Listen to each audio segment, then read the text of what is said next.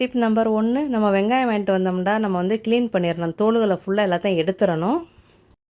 உங்களுக்கு டைம் இல்லைன்னா கூட கொட்டி வச்சுட்டு காத்தாட்டமாக வச்சுட்டு டைம் இருக்குல்ல இந்த மாதிரி நல்லா க்ளீன் பண்ணி கீழே ஒரு பேப்பரை போட்டு வச்சுருங்க. அப்போ தான் நம்மளுக்கு அந்த ஈரமெல்லாம் அந்த வெங்காயம் அந்த பேப்பர் வந்து இழுத்துரும். அதுக்கு மேலே எக்ஸ்ட்ரா வேணும்னா ஒரு அரிசி கொஞ்சமாக ஒரு ஸ்பூன் 2 ஸ்பூன் எடுத்து உங்கள் வெங்காயத்தை தக்கன அந்த அரிசி அப்படியே தூவி விடுங்களேன். உங்கள் வெங்காயத்தில் உள்ள ஈரத்தன்மை எல்லாம் போய் நல்லா ரொம்ப நாளைக்கு உங்களுக்கு தாங்கும். அப்புறம் அந்த தோலை கூட நீங்கள் வந்து ஊற வச்சு அவிச்சு கூட நீங்கள் வந்து கரப்பாம்பூச்சி பல்லிகளுக்கு ஸ்ப்ரே பண்ணி விடலாம், கொசுக்கு போடலாம், அதுக்கப்புறம் செடியில் கூட நீங்கள் ஊற்றலாம். ஓகே, இந்த மாதிரி க்ளீன் பண்ணி வச்சுட்டீங்கன்னா உங்கள் வெங்காயம் வந்து உங்களுக்கு வீணாக போகாது. இப்போ அடுத்த டிப்புல போகலாமா?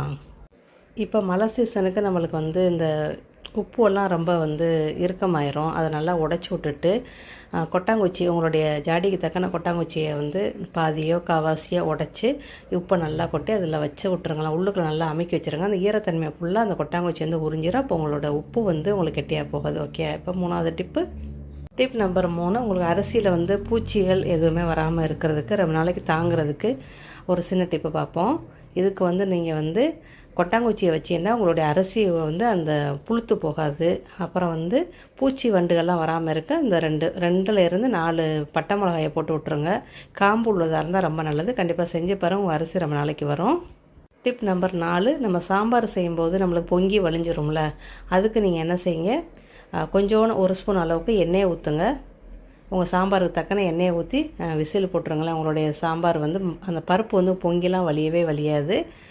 கண்டிப்பாக செஞ்சு பாருங்கள். பருப்பு செய்யும்போது பருப்பு எதுக்கு நீங்கள் வந்து வேக வைக்கும்போது இந்த மாதிரி செஞ்சுக்கரலாம். அடுப்பு வந்து கொஞ்சம் மீடியம்லேயே வைங்க.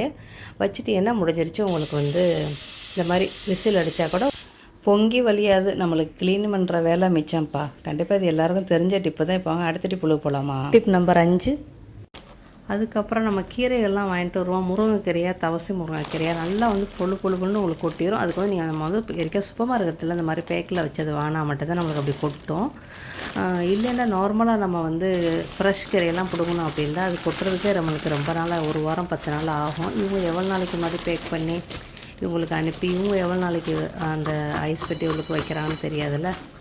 நீங்கள் வாங்கிட்டு வந்த மறுநாளே இதை வந்து இப்படி உதறி விட்டினாலே உங்களுக்கு அந்த குச்சியில் வந்து எந்த ஒரு கீரையுமே இருக்காது. முருங்கைக்கீரையும் அந்த மாதிரி தான், தவசி முருங்கையும் அப்படி தான், எதுவுமே இருக்காது. அதே மாதிரி மணத்தக்காளி கீரையும் அப்படி தான், அப்படியே கொட்டிடும். நம்ம வீட்டில் எடுத்தோம்னா தான் அது கொட்டாது. நம்ம வந்து கையில் எல்லாம் எடுக்கணும். நம்ம சூப்பர் மார்க்கெட்டு எல்லாம் போய் வாங்கணும் அப்படின்னா அந்த குச்சியில் எதுவுமே ஒட்டாதுப்பா. ஆனால் கீரை ஃப்ரெஷ்ஷாக தான் இருக்கும். அப்படி எல்லாமே அப்படியே உதிர்ந்துருவாங்க. அதுக்கப்புறம் இதை வந்து நம்ம வந்து கொஞ்சம் சுத்தம் மட்டும் பண்ணிவிட்டு நம்ம எடுத்து யூஸ் பண்ணிக்கலாம். யூஸ் பண்ணையில் கொஞ்சம் உப்பும் மஞ்சத்தூளும் போட்டு ஊற வச்சுட்டு அப்புறம் கழுவிட்டு யூஸ் பண்ணுங்களேன். நம்ம வீட்டுக்கறியாக இருந்தாலும் சரி, கடையில் வாங்குறதா இருந்தாலும் சரி, நீங்கள் அந்த மாதிரி செஞ்சுக்கிறங்க. ஓகேயா? அந்த காம்பை கூட நீங்கள் உங்களுக்கு இட வசதி இருந்தால் எடுத்து நட்டு கூட வைக்கலாம். அது உங்களுடைய விருப்பம், உங்களுடைய சாய்ஸு, அவ்வளோதான். இப்போ நம்ம வந்து இதை வந்து யூஸ் பண்ணுறோன்னா இன்றைக்கி நம்ம க்ளீன் பண்ணிட்டு யூஸ் பண்ணலாம். அப்படி இல்லை அப்படின்னா அந்த பழுத்த இலை ஏதாவது இலைகள் பூச்சி ஏதாவது இருக்கும்ல அதெல்லாம் எடுத்துகிட்டு ஒரு டப்பாவில் போட்டு வச்சிட்டிங்கன்னா உங்களுக்கு ஒரு பேப்பரில் போட்டு வச்சிட்டிங்கன்னா உங்களுக்கு 10 நாள் வரைக்கும் கெட்டே போகாது. மழை சீசனுக்கு இந்த மாதிரி மீன்கள் வந்து இயற்கையாக வரும். நாங்கள் வந்து எங்கள் ஊர் சைடு வந்து இது வந்து பயத்தங்காய் மரம்னு சொல்லுவாங்க. மழை சீசனுக்கு இது வரும். சாப்பிட்றதுக்கு ரொம்ப நல்லாயிருக்கும். பொரிச்சாலும் நல்லாயிருக்கும். மீன் குழம்புக்கும் ரொம்ப அட்டாசமாக இருக்கும். நடுமுள் மட்டும்தான் இருக்கும். ரொம்ப டேஸ்ட்டாக இருக்கும். மீன் குழம்பு வச்சு வெள்ளை சாதத்தோடைய களியோட சாப்பிட்டீங்கன்னா சொல்ல வார்த்தையே இல்லை. கண்டிப்பாக வந்துச்சுன்னா வாங்கி செஞ்சு பாருங்கள். இந்த நாட்டில் இது கிடைக்கும். டிப் நம்பர் 6, அதுக்கப்புறம் நம்மளோட தக்காளி சூப்பர் மார்க்கெட்லேருந்து வாங்கிட்டு வருவோம். வாங்கிட்டு வந்து இப்படி பிளாஸ்டிக் பேக்கில் தான் தருவாங்க. அதோட அப்படியே நம்ம வச்சுருவோம், எதுவும் செய்ய மாட்டோம். 1 வாரத்தில் யூஸ் பண்ணிங்கன்னா உங்களுக்கு அந்த தக்காளி வந்து 1 கிலோ நீங்கள் 1 வாரத்துக்குள்ள முடிச்சிங்க அப்படின்னா அது ஒன்றுமே ஆகாது. ஒரு 10 நாள் 12 நாளைக்குள்ள வந்து உங்களுக்கு சில தக்காளி வந்து அப்படியே அந்த தண்ணி இந்த இருக்குல்ல அது அப்படியே என்ன செய்ய அழுவிடும். அந்த மாதிரி லேசாக அழுகிற பருவத்தில் உங்கள் தக்காளி இருந்தாலும் நீங்கள் எடுத்து டக்குன்னு என்ன செய்ய அந்த பிளாஸ்டிக்லேருந்து எடுத்துருங்க. இல்லைன்னா 2-3 தக்காளி அந்த அழுக தண்ணி பட்டு உங்களுக்கு அழுகி போயிடும். நல்லா கழுவிடுங்க. அந்த மாதிரி லேசாக அழுகிற மாதிரி இருந்தால் அதை எடுத்து தனியாக வச்சுருங்க. நல்லா இருக்கிற தக்காளியை கழுவி போட்டு எடுத்து வச்சு அதை நல்லா காய வைங்க. காய வச்சுட்டு இல்லைன்னா ஒரு துணியை வச்சு தொடச்சிருங்க.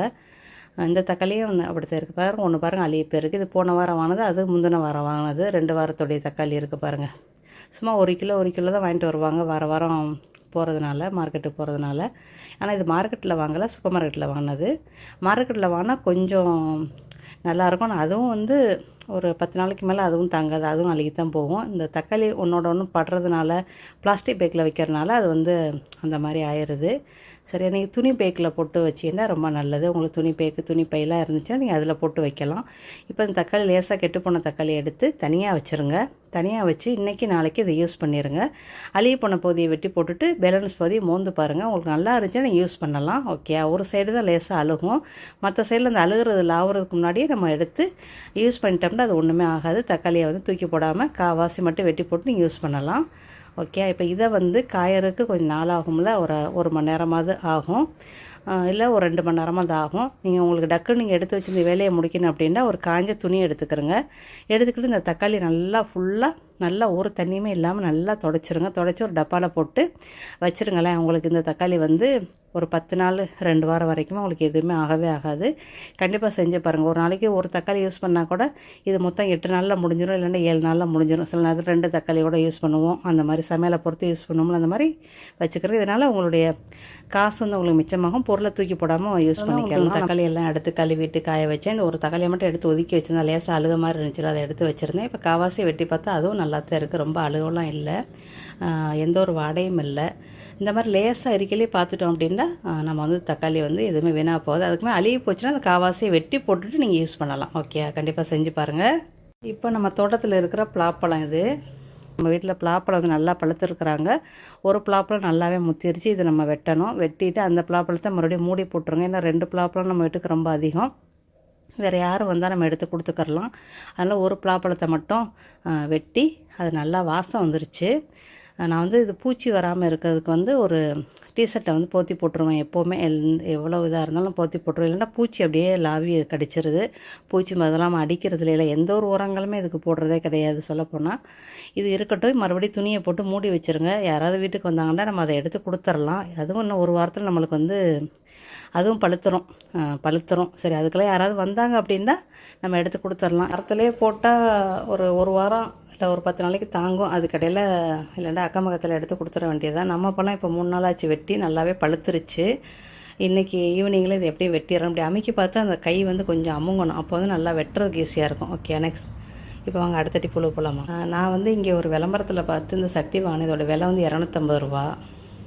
ஏற்கனவே நான் அந்த மாதிரி பார்த்தலாம் நான் வாங்கவே மாட்டேன், இல்லை பயமாக இருக்கும், ரொம்ப லேசாக இருக்குமா அப்படின்னு. பெரிய ஒரு யூடியூபர், இங்கே உள்ள மலாய் யூடியூபர், சமைக்கிறதுக்குன்னு உள்ளவர், அவர் தான் போட்டிருந்தார். அவரோட இதில் வந்து விளம்பரத்தில் வந்து 80 இருந்துச்சு. அப்புறம் நான் வந்து நம்ம ஆன்லைனில் எல்லாம் வாங்குவோம்ல, அதில் தட்டி பார்த்தா வெறும் 15 வெள்ளி தான் போட்டுருந்துச்சு.